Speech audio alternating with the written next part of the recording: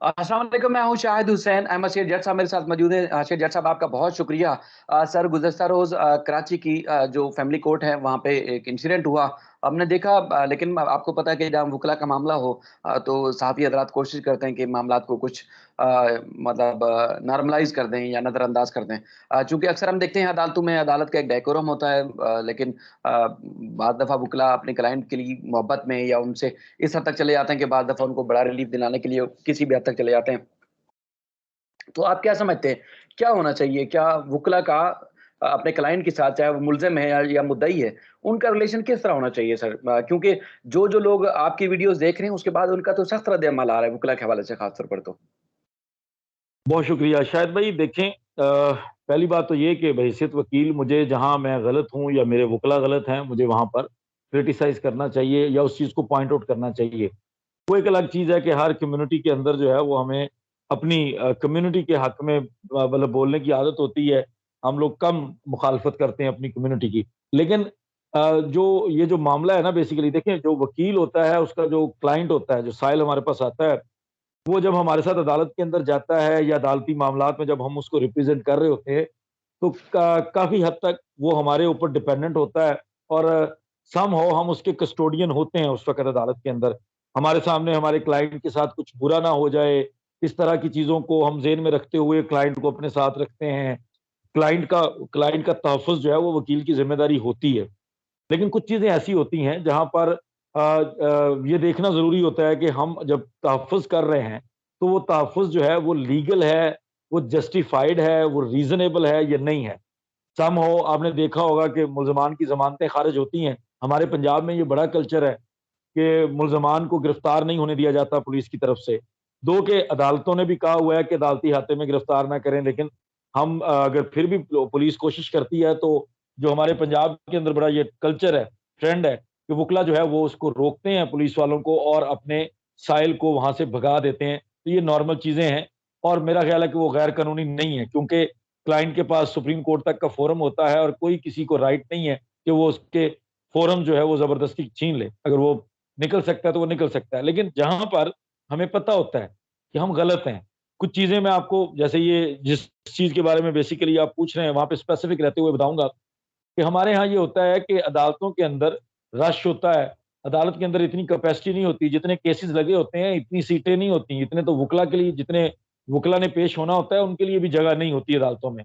और ख़ासकर ये जो फैमिली कोर्ट थी, आप बेहतर समझते हैं कि उसके अंदर तो कैपेसिटी वैसे ही कम है, लोगों के बैठने की, साइलिन के लिए, जगह बड़ी कम थी।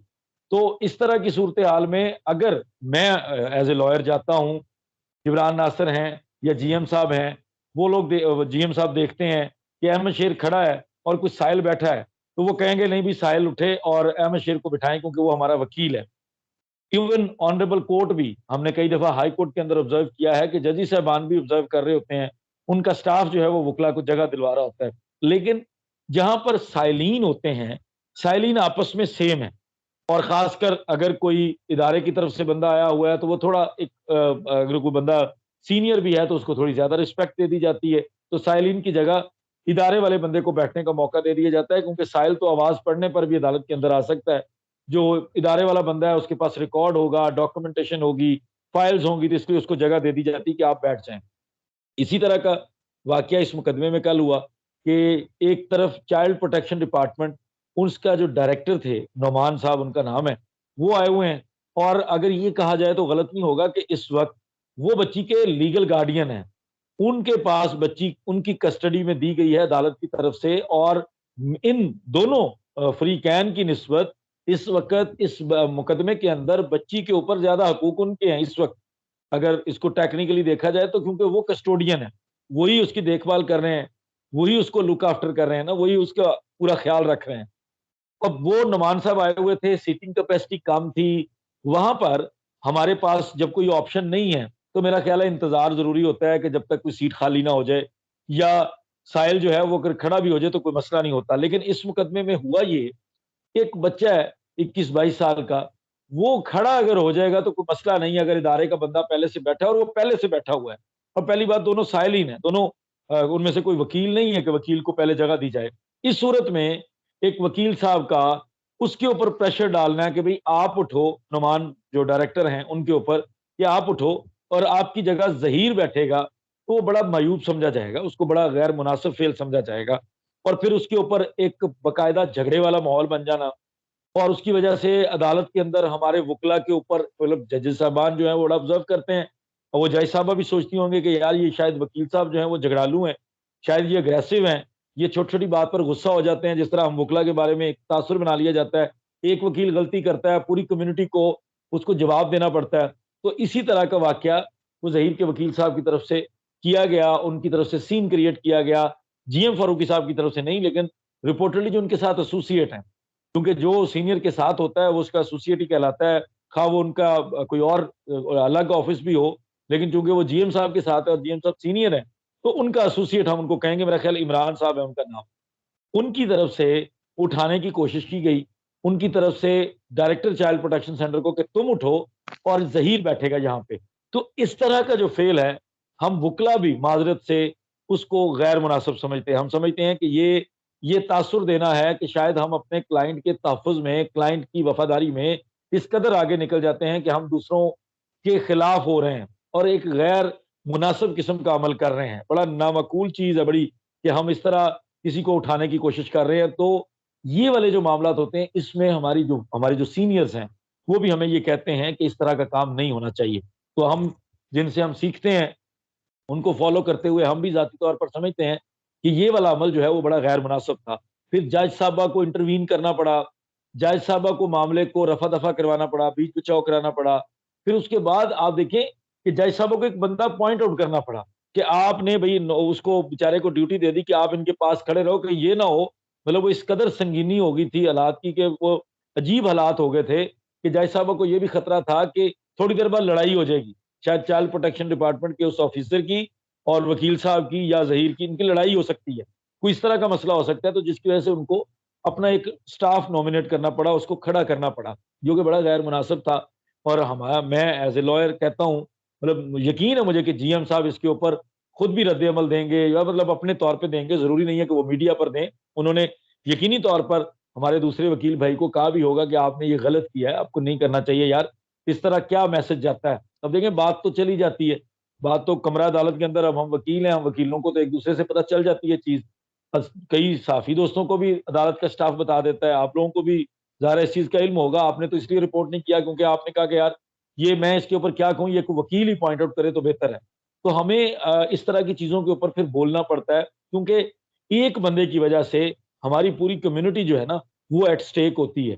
उसके ऊपर फौरी तौर पर वुकला गर्दी, वुकला बदमाश हैं, वुकला बेलगाम हैं, वुकला को कोई रोक नहीं सकता, वुकला कुछ भी कर जाते हैं, इस तरह के फ़िक्रे सुनने पड़ते हैं।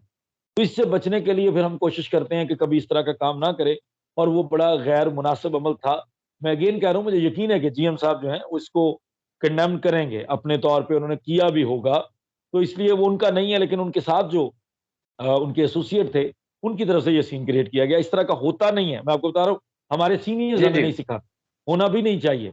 हमें साइलीन के लिए किसी से लड़ना नहीं चाहिए। हमारा काम कानून के मुताबिक कानूनी जंग लड़ना है, और उसके लिए अपना भरपूर किरदार अदा करना चाहिए कोर्ट के अंदर। जज साहबा के सामने, जज साहब के सामने जब हमारा पेश होता है मुकदमा, तो हमें वहाँ पर अपना स्टांस रखना चाहिए, अपने लॉ पॉइंट्स देने चाहिए, अपने अच्छी तैयारी के साथ पेश होना चाहिए। ना कि हम किसी को उठाने के चक्कर में, किसी के साथ बहस के चक्कर में चीज़ों को खराब कर लें, वो होना नहीं चाहिए। और मैं ज़्यादा तौर पर समझता बिल्कुल। हूँ ये बड़ा गैर मुनासिब अमल था।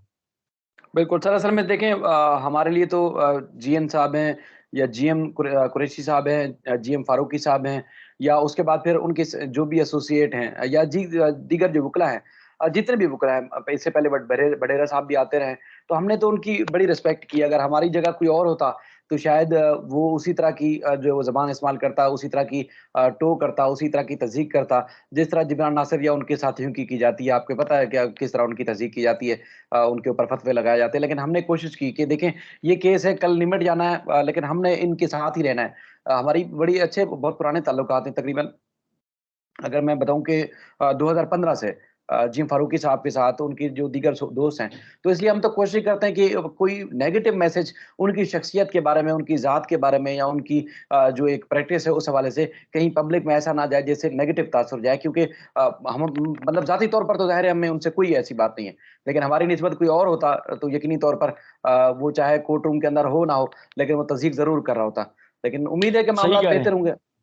सही कह रहे हैं, लेकिन बिल्कुल। मैं जीएम जीएम फारूकी साहब यकीनी तौर पर सीनियर आदमी हैं और माँ सिवाय मतलब उनसे तो हमें वैसे इस तरह का कोई इख्तिलाफ भी नहीं है, लेकिन ये है कि सिर्फ फैमिली कोर्ट के अंदर उन्होंने, या शायद उनके इल्म में नहीं था कि वो फैसला हो चुका है, हालाँकि जिस दिन फैसला था, वो मौजूद थे चालान कॉग्निजेंस का।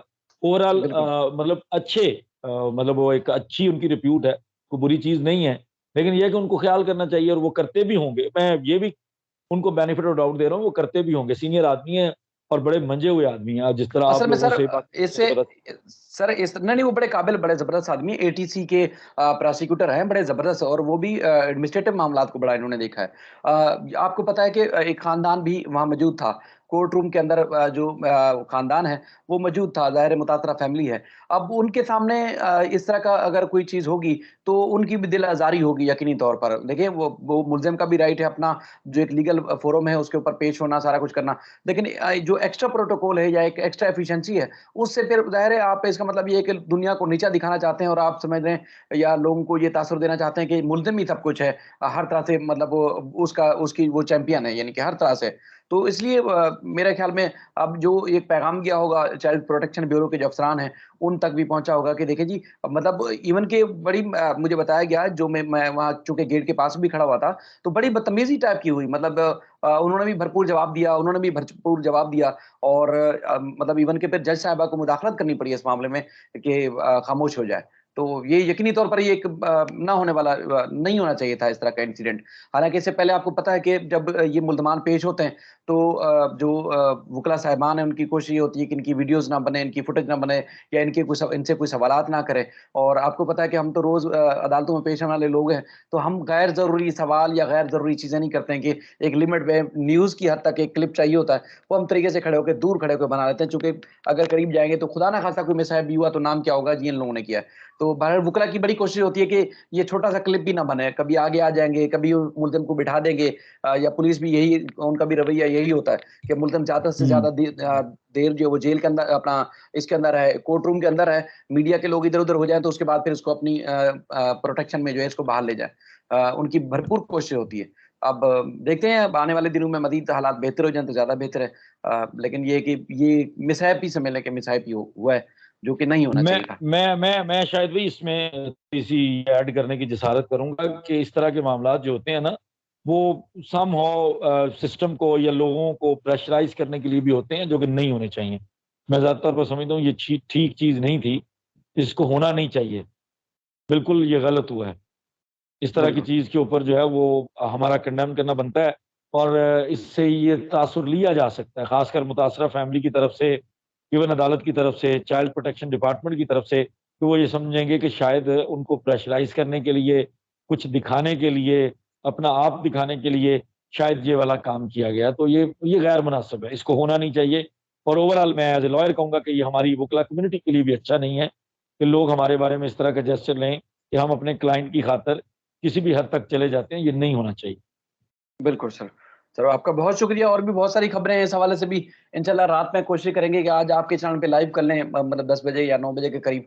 कुछ बहुत सारे फैक्ट्स हैं, बहुत सारी चीज़ें हैं जो लोगों को के सामने रखनी है, ख़ास तौर पर इस केस से मुताल्लिक, चूँकि कल क्रिकेट मैच भी होगा कल के हवाले से, और तो इससे बेहतर ये है कि आज रात में कुछ मज़ीद चीज़ें जो है लोगों के सामने रखी जाएँ। इंशाअल्लाह। चलें जी, अल्लाह हाफ़िज़ सर।